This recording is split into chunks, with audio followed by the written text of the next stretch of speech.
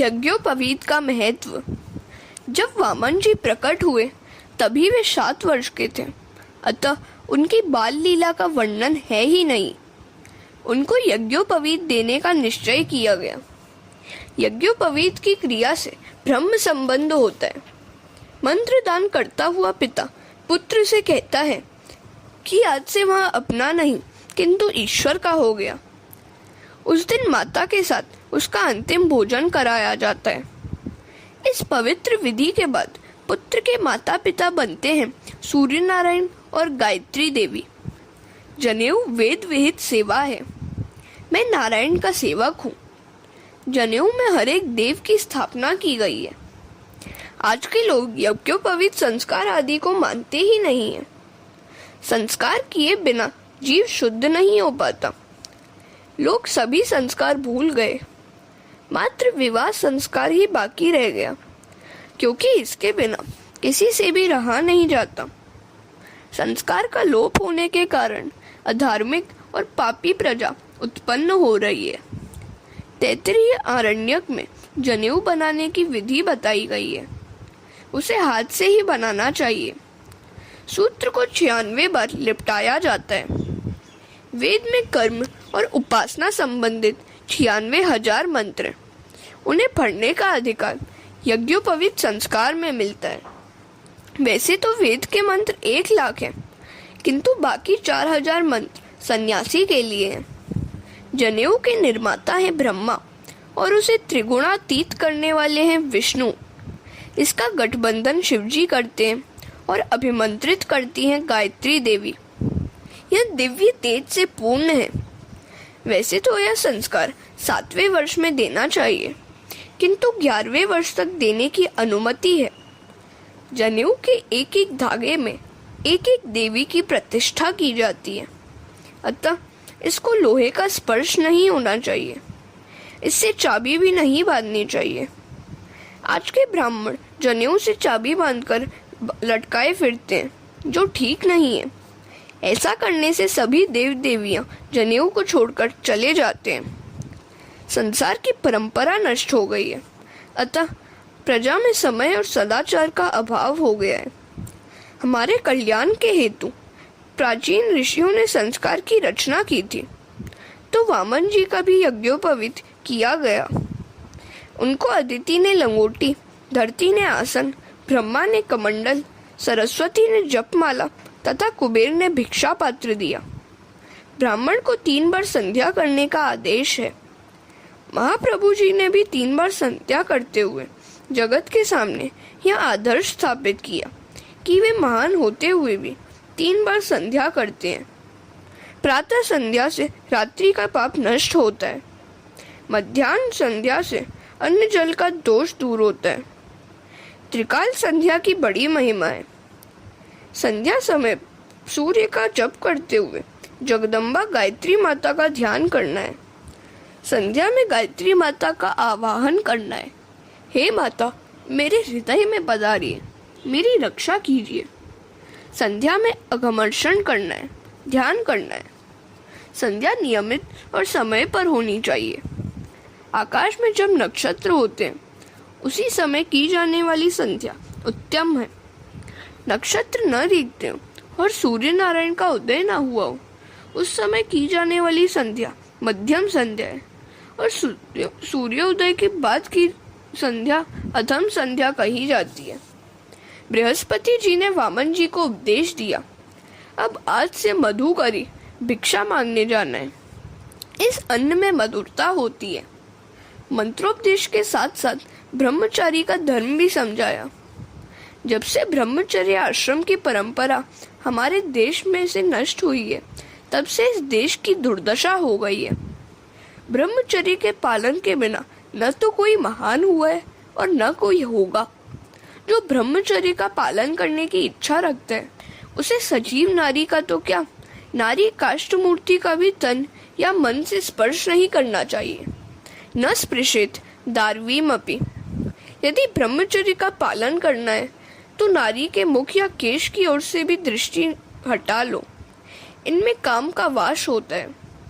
यह नारी की निंदा नहीं है, काम की निंदा है। पर स्त्री को माता समान मानो। जगत में जितने भी महापुरुष हैं, उन सभी ने पर स्त्री को माता मान लिया था। वे ब्रह्मचर्य के पालन से ही महापुरुष बने थे। हरे कृष्ण। लक्ष्मण जी 14 वर्ष तक अपनी भाभी के साथ वन में रहे, फिर भी उन्होंने सीता के मात्र चरणों पर दृष्टि रखी थी। एक बार श्री रामचंद्र ने एक चंद्रहार दिखाते हुए उनसे पूछा, क्या यह हार तेरी भाभी का है? तब लक्ष्मण बोले, मैं क्या जानूं, मैंने भाभी का मुख कभी देखा ही नहीं। रामचंद्र ने अन्य आभूषणों के विषय में भी वैसा ही प्रश्न किया, तो लक्ष्मण ने कहा, मैं न तो हार को पहचानता हूँ न कुंडल को, मैं तो मात्र उनके नुपुरों को पहचान सकता हूँ, जिनको मैं नित्य प्रणाम करते हुए देख पाता था। कैसा आदर्श ब्रह्मचर्य पालन! काम को पराजित करना बड़ा कठिन है, अतः ब्रह्मचर्य की बड़ी प्रशंसा की गई है।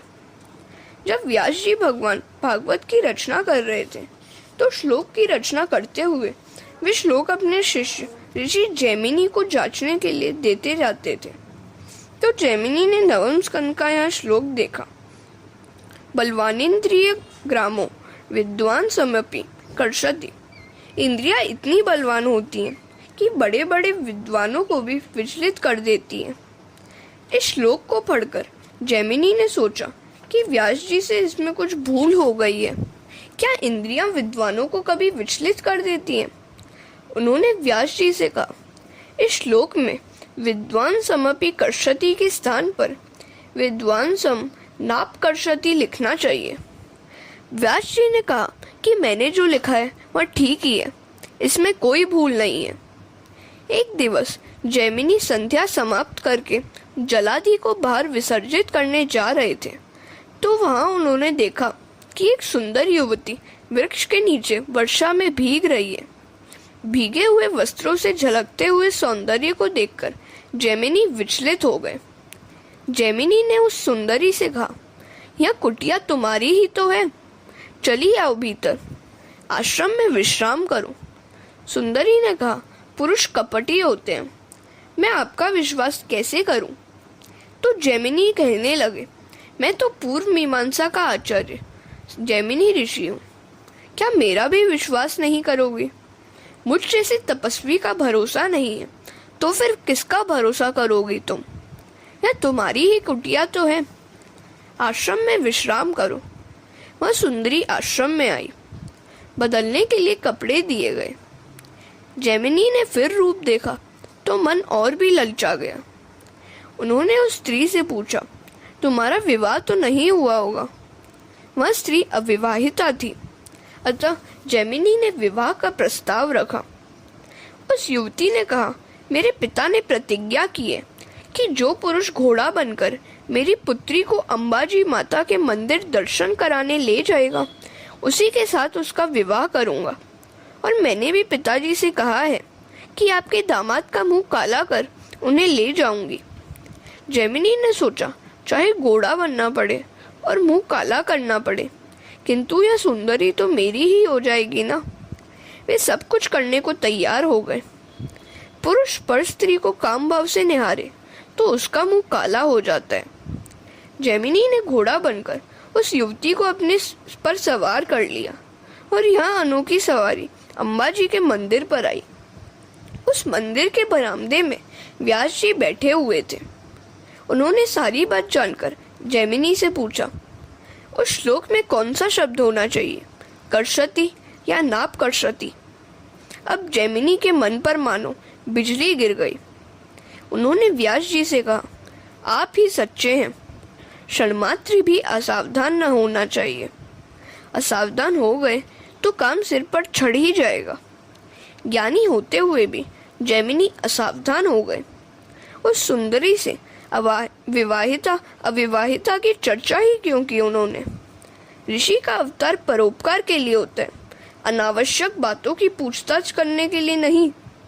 काम के कारण बड़े बड़े ज्ञानी भी भटक गए, फिर तो साधारण मनुष्य की बात ही क्या। हरे कृष्ण। मात्र वृक्ष के पत्ते और जल पीकर निर्वाह करने वाले ऋषियों को भी काम ने विचलित कर दिया है, तो जीव का लालन करने वाला और सिनेमा की अभिनेत्रियों की रात दिन पूजा करने वाला आज का मनुष्य काम जीतने की बात करे तो वह निरर्थक ही है। जो ब्रह्मचर्य का पालन करना चाहता है उसे अपने पेट में कभी अजीर्ण नहीं होने देना चाहिए। भेलपूरी और फरसान भजिया खाने वाला ब्रह्मचर्य का पालन कैसे कर पाएगा? श्री कृष्ण को दुर्बलता पसंद नहीं है। नरसिंह मेहता ने कहा है, हरिनो मार्ग छे शोरानो नहीं कायनुम काम जाने। हरि का मार्ग शूरवीरों का है, कायरों का नहीं। श्रुति भी कहती है, नायमात्मा बलहीनेन लभ्य। सो ब्रह्मचर्य का पालन करो और बलवान बनो। स्त्री का मुख या केश कभी घूर घूर कर न देखो। आँख या मन में विकार आते ही गायत्री मंत्र का जाप करो। मन रूपी हाथी को सत्कर्म रूपी अंकुश वश में रख सकता है। वामन जी ने जगदम्बा पार्वती के पास जाकर कहा, ओम भगवती भिक्षाम देही में। पार्वती जी की दी हुई भिक्षा उन्होंने गुरु जी के सामने रख दी। गुरु जी ने कहा कि भिक्षा बहुत कम है, तो वामन जी ने किसी बड़े यजमान का नाम पता पूछा।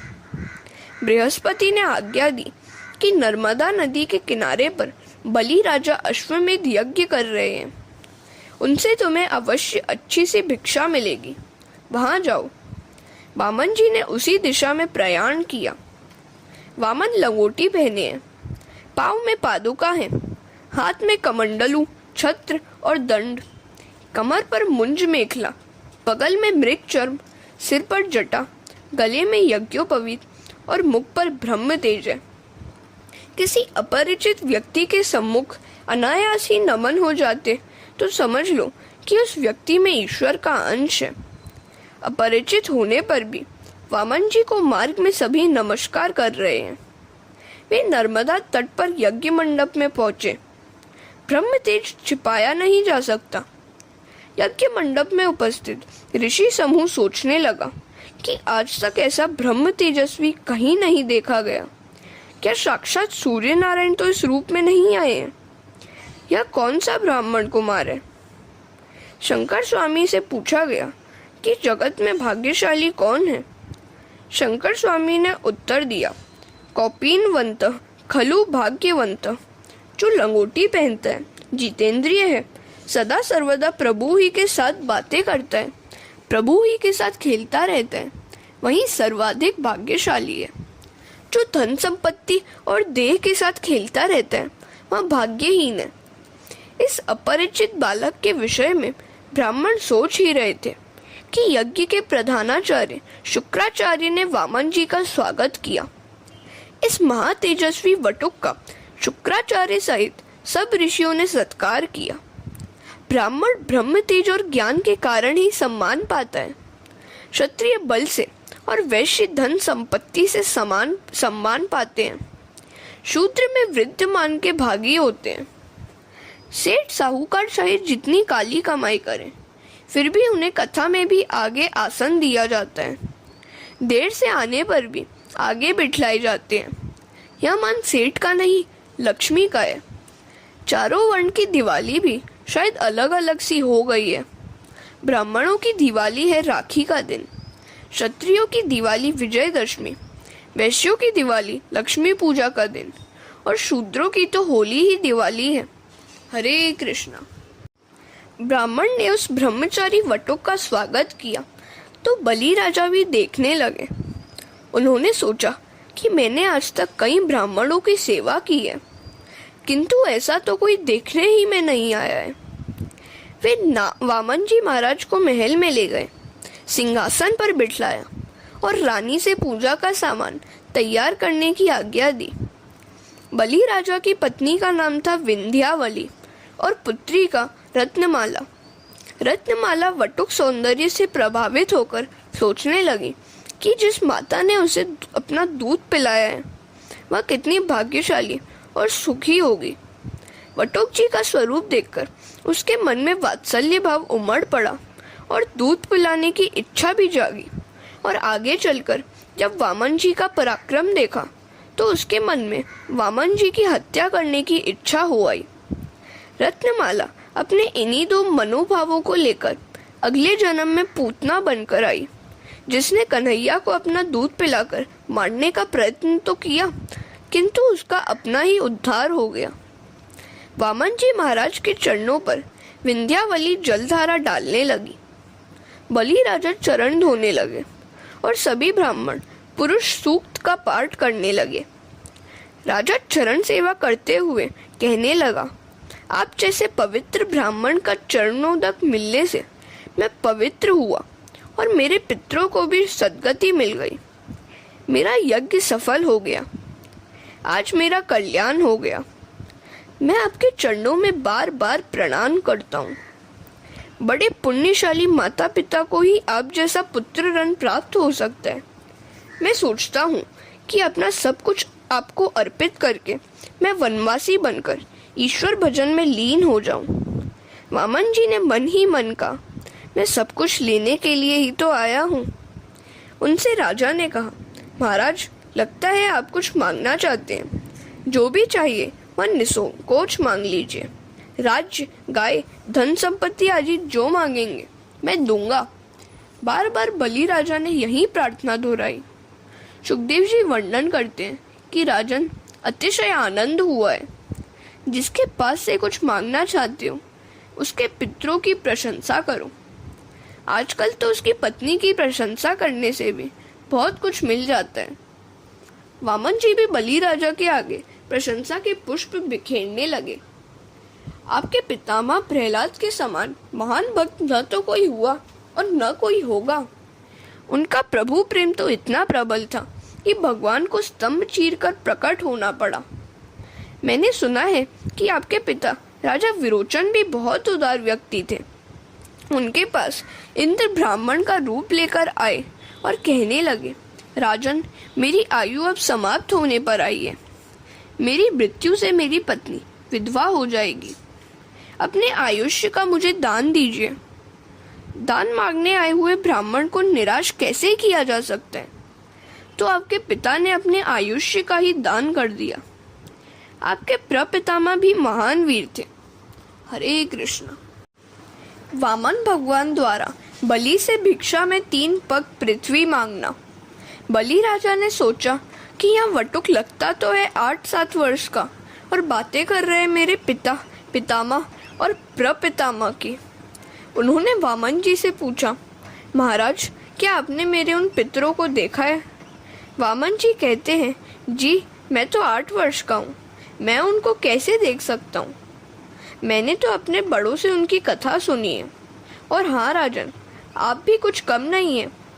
आप में अपने प्रपितामह हिरण्यकश्यपु सा बल, वीरता और शक्ति है। आप में अपने पितामह प्रहलाद सी भक्ति है और पिता विरोचन सी उदारता थी। तीनों पितरों के गुण आपने एक साथ पाए हैं। आप बड़े भाग्यवान हैं। अपनी और पितरों की प्रशंसा सुनकर बलि राजा ने फिर वामन जी से कहा, महाराज, जो भी चाहे मांग लीजिए, मैं अपना कुछ भी देने को तैयार हूँ। बलि राजा को वामन जी ने वचनबद्ध कर लिया और कहने लगे, राजन, मैं लोभी नहीं, संतोषी ब्राह्मण हूँ। मैं तो अपने पाँव से नापकर मात्र 3 कदम तक की भूमि जाता हूँ। बलि राजा ने सोचा कि यह बालक मांगना भी तो नहीं जानता। ज्ञानी और पढ़े लिखे तो हैं, किंतु थोते ही हैं। वे कहने लगे, महाराज, आपने मात्र इतना ही क्यों मांगा? मैं 3 कदम भूमि तो क्या 3 ग्राम दे सकता हूँ। यह जगत प्रसिद्ध बात है कि पूजन आदि करके जिस ब्राह्मण को मैं दान देता हूँ उसे अन्य किसी से कुछ भी मांगने की आवश्यकता नहीं रह जाती।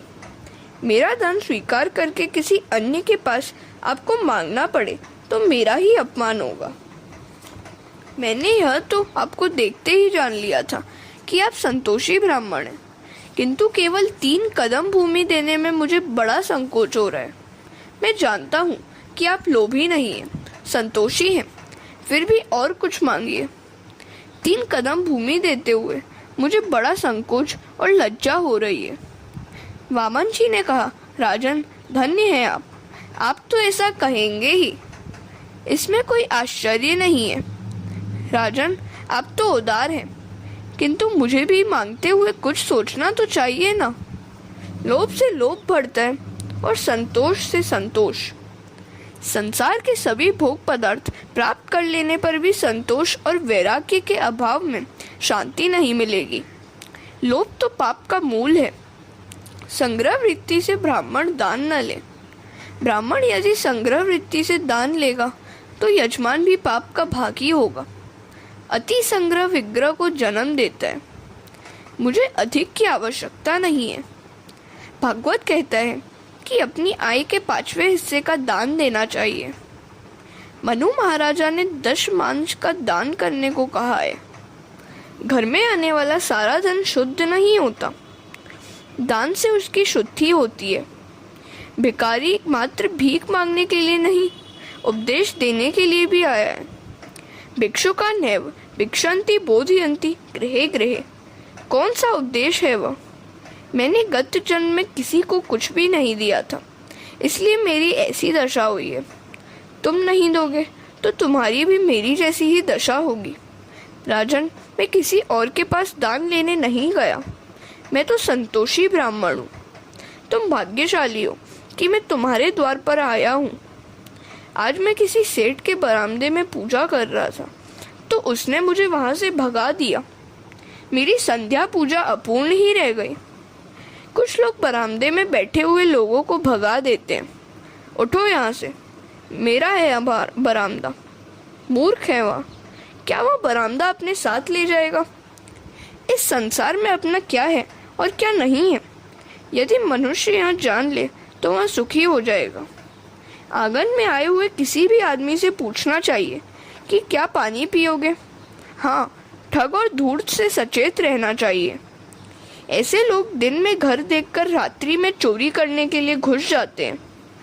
वामन जी बोले, जब मेरी संध्या अपूर्ण ही रह गई तो मैंने सोचा कि मेरी भी अपनी थोड़ी सी भूमि हो तो मैं संध्या पूजा तो कर सकूंगा। तुम्हें तो इसका भी पुण्य तो मिलेगा ही। मैं ब्रह्मचारी हूँ। मात्र 3 कदम पर भूमि को मुझे दान दे दो। बलि राजा को आनंद हुआ। चलो, मेरी भूमि भी इस पवित्र ब्राह्मण की संध्या पूजा से पवित्र हो जाएगी। कैसा विरागी है यह ब्राह्मण। मैं अपना सर्वस्व देने को तैयार हूँ, फिर भी नहीं लेता। वामन जी से वे कहने लगे, महाराज, जैसी आपकी इच्छा। आपकी इच्छानुसार 3 कदम भूमि में आज आपको दान देता हूँ, किंतु भविष्य में आपको किसी भी वस्तु की आवश्यकता होने पर आप मुझसे ही मांग लें। अपनी सेवा करने का अवसर आप मुझे देते रहें। वामन जी ने कहा, भविष्य की बात भविष्य में। आज तो मुझे मात्र 3 कदम पर भूमि दीजिए। हरे कृष्ण। राजा बलि को शुक्राचार्य की शिक्षा। बलि राजा 3 कदम पर भूमि का दान करने का संकल्प करने के लिए तैयार हो गया, किंतु यज्ञ मंडप के आचार्य शुक्राचार्य जान गए कि यह कोई सामान्य ब्राह्मण नहीं है। उन्होंने बलि राजा से कहा, शीघ्रता न करो। देवों के कार्य की सिद्धि के हेतु साक्षात नारायण ही आए हैं वामन बनकर। राजन, तुम्हारा सारा साम्राज्य इनके 2 कदमों की नाप में समा जाएगा। तीसरा कदम रखने के लिए भूमि बचेगी नहीं, सो तुम्हें पताल में डुबा देंगे। जरा सोचकर संकल्प करना, या वामन तो तुम्हारा सर्वस्व छीन लेगा। राजन, दान तो दो, किंतु विवेक पूर्वक। इस बालक के कदम कैसे होंगे यह तुम तो नहीं जानते। दान ऐसा न दो कि तुम ही दरिद्र हो जाओ और घर वाले दुखी हो जाएं। साधु संतों को सद्भावों से, ईश्वर भाव से दान करो, तभी तुम्हारा कल्याण होगा। पवित्र सदाचारी ब्राह्मण और सती नारी ही इस धरती का आधार है। बलि राजा ने पूछा, दान न दूं तो? शुक्राचार्य ने कहा, दान अवश्य दो, किंतु अपने कदमों से नाप कर भूमि दो। यह वामन तो विराट रूप धारण करेगा। देवों के हितार्थ स्वयं विष्णु ही वामन का रूप लेकर आए हैं। संकल्पानुसार दान न देने वाला मनुष्य नरक में जाता है। भविष्य का विचार करके सोच समझकर दान करो। सर्वस्व का नहीं, पंचमांश का दान दो। कलयुग की संतान धन संपत्ति की सेवा करती है, माता पिता की नहीं। धन होगा तो तुम्हारे रिश्तेदार तुम्हारी सेवा करेंगे। वृद्धावस्था के लिए कुछ न कुछ का संग्रह अवश्य करो, जिससे संतान से मांगने का प्रसंग ही ना आए। एक बूढ़ा बीमार हो गया। उसने जान लिया कि इसकी मृत्यु निकट है। उसने अपनी सारी संपत्ति अपने तीनों पुत्रों में बांट दी। बूढ़े का दुर्भाग्य तो देखो, मरने के बदले वह तो भला चंगा हो गया, किंतु अब तो उसके पास कुछ भी न था। सो तीनों पुत्र उसे दुत्कारने लगे। बूढ़ा दुखी हो गया।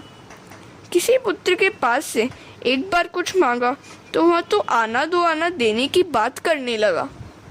बूढ़े का ही सब कुछ था, फिर भी आज उसका ही परिवार उसकी उपेक्षा करने लगा। एक बार इस बूढ़े ने अपने किसी मित्र के आगे रोना रोया, तो उस मित्र ने उससे कहा, मेरे पास एक संदूक है, उसमें कुछ पत्थर भरकर ताला लगाकर तुम्हें भेज दूंगा। तुम उस संदूक को दिखाकर पुत्रों से कहना कि मैं अब इस थोड़ी सी बची कुची पूंजी को लेकर हरिद्वार की यात्रा करने जा रहा हूँ, फिर देखो मजा। संदूक पाते ही उस बूढ़े ने पुत्रों से यात्रा करने जाने की बात कही। अब तो मैं बूढ़ा हो चला हूँ, अतः मैं चाहता हूँ कि इस पूंजी से यात्रा करूँ, साधु संतों को भोजन कराऊं और तीर्थ स्थान में कुछ दिन निवास करूं। किसी पुत्र ने कहा, कहाँ जाएंगे आप? बूढ़े ने कहा, हरिद्वार। दूसरे पुत्र ने पूछा, यह संदूक कहाँ था, क्या है इसमें? बूढ़े ने कहा, यह संदूक अपने एक मित्र के पास रख छोड़ा था, होंगे 10-15 हजार रुपए इसमें। संदूक था भी वजनदार। पुत्रों ने मान लिया कि अब भी पिता के पास पूंजी है। बस फिर तो क्या था, सभी पुत्र पिता से अपने अपने घर रहने का आग्रह करने लगे। मेरे साथ रहो, मेरे साथ रहो। आप अकेले ही अकेले तीर्थ स्थानों में रहे, यह हमें शोभा नहीं देता। संसार हमें क्या कहेगा?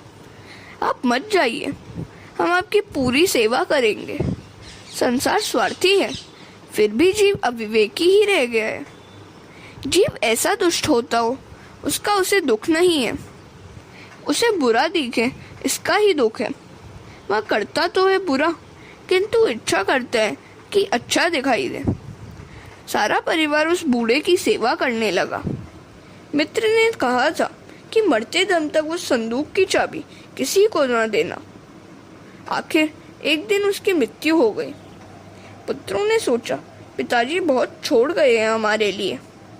लोगों ने भी कहा, आपके पिताजी 3 पीढ़ियों को हंसती खेलती देखकर सुख संतोष से, अतः बिना संकोच उत्तर क्रिया की जाए तो अच्छा होता। पुत्रों ने दिल खोलकर उत्तर क्रिया की।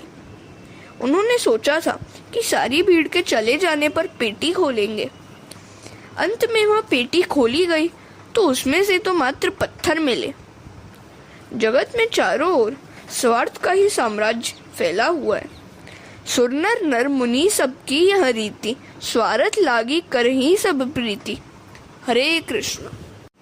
शुक्राचार्य ने राजा बलि से कहा, वामन के 3 कदम से नाप कर भूमि का दान करोगे तो तुम्हारा सर्वस्व चला जाएगा, अतः तुम्हें सावधान कर रहा हूँ।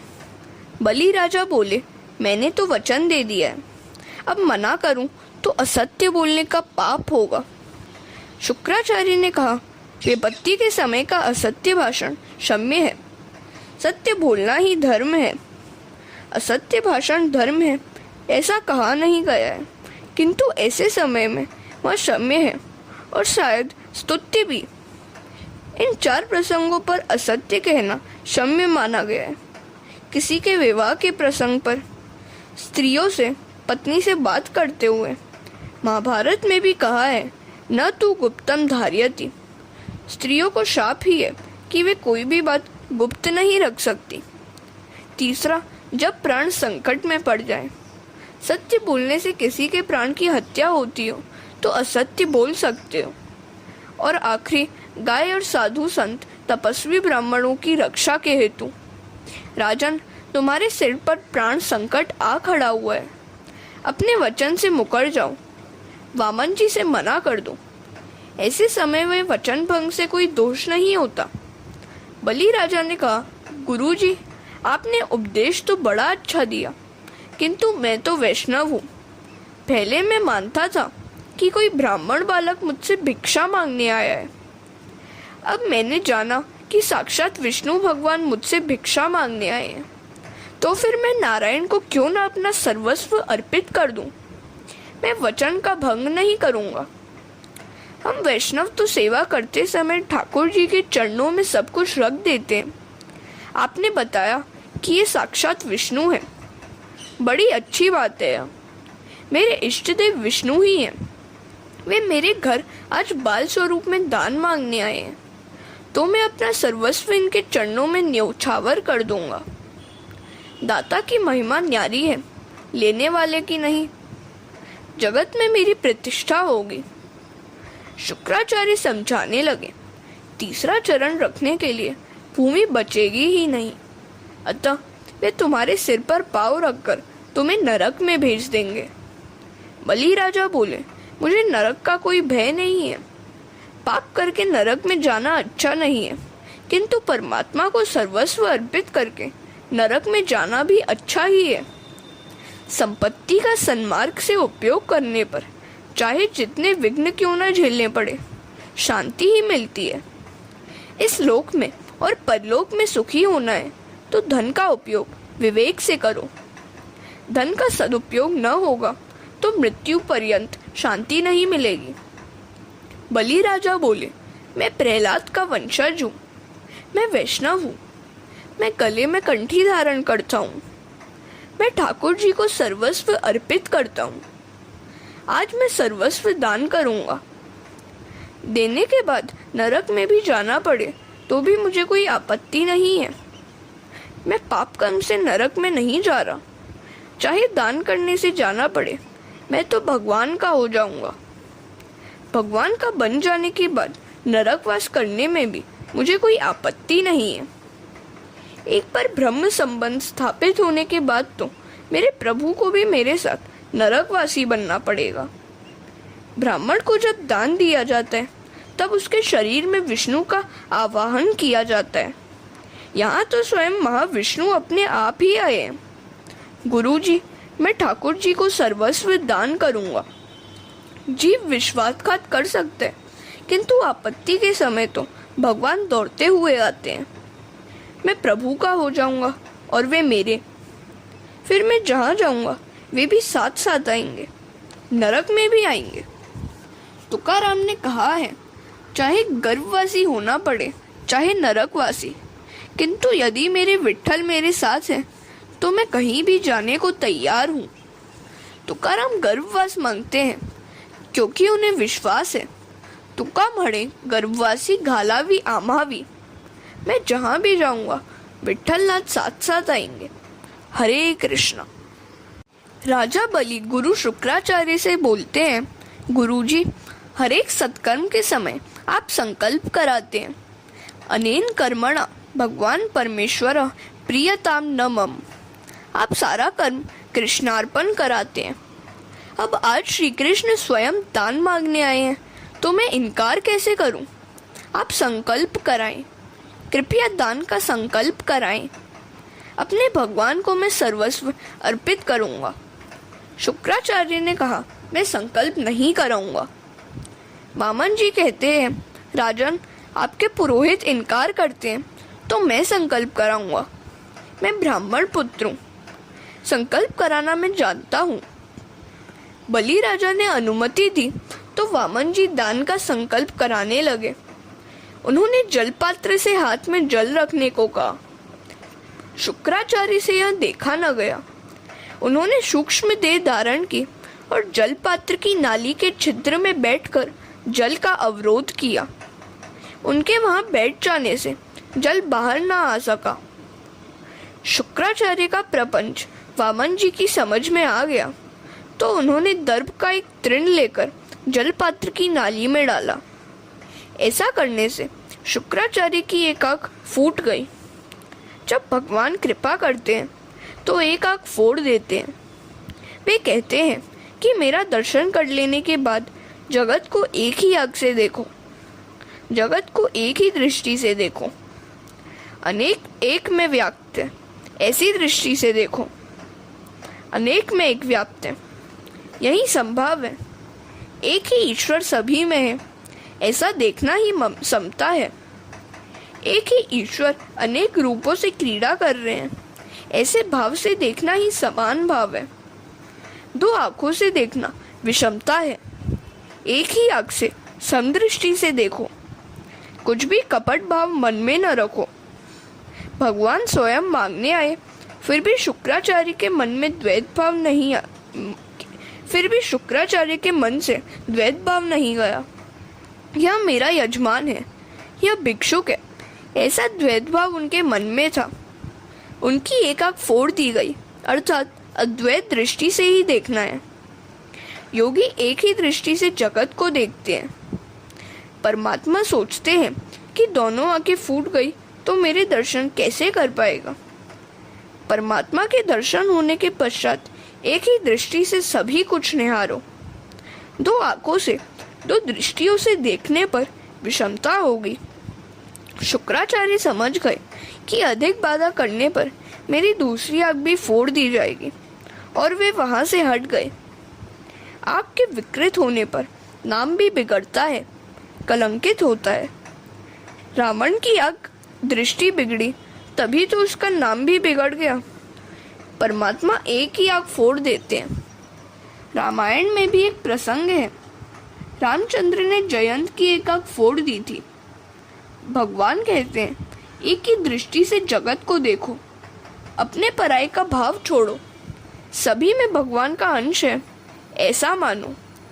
एक दृष्टि से देखना समता है, दो आंखों से देखना विषमता है। गीता जी में कहा गया है, समत्वम योग उच्यते। सर्व के प्रति समता रखना ही योग है। संकल्प पूर्ण होते ही वामन जी का स्वरूप विराट हो गया। भगवान ने जागृत को आवृत कर लिया। सभी स्थानों में उनका ही स्वरूप दिखने लगा। जगत बाहर, ऊपर दशांगुल है। दशांगुल का अर्थ शंकराचार्य ने किया है कि 10 उंगलियों से प्रभु को वंदन किया जाता है। परमात्मा वंदनीय है। वेद भी परमात्मा का प्रतिपादन नहीं कर सकते हैं, सो निषेधात्मक रीति से नेति नेति कहते हैं।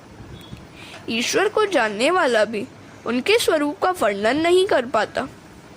भगवान वंदनीय है, चिंतनीय है। वे अपनी कृपा से अज्ञान को दूर करते हैं, तभी उन्हें जाना जा सकता है। हरे कृष्ण।